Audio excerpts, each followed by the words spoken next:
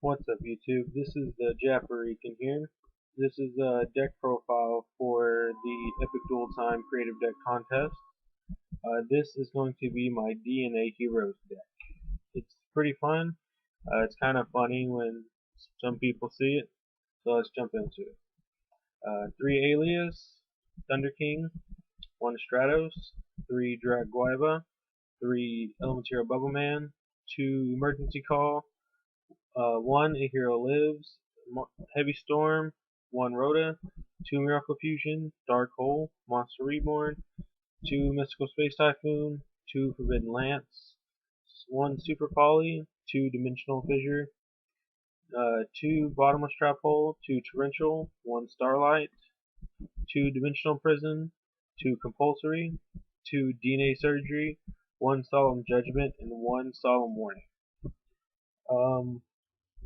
The main point of this deck is basically to slowly beat down your opponent using your extra deck and your big beat stick monsters and spam um, monsters out as fast as you can, obviously. I main deck the D-Fissure because when you overlay, it doesn't your monsters still go to the graveyard, so that way the Miracle Fusion is always live. And even if you don't draw D-Fissure, well, your Miracle's live anyway.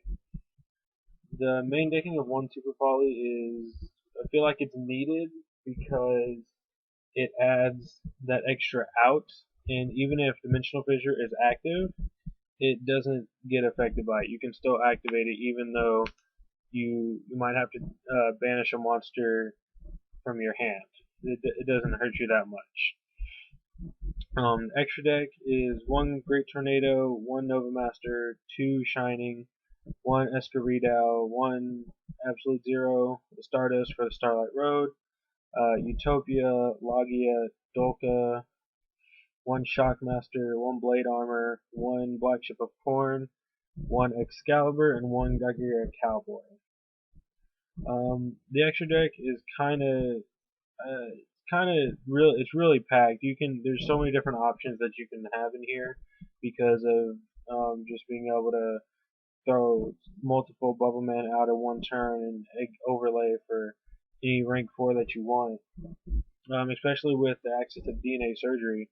On second turn, you can go Logia Dolka in just one turn if you have the right hand, which is hard for almost any deck to get over.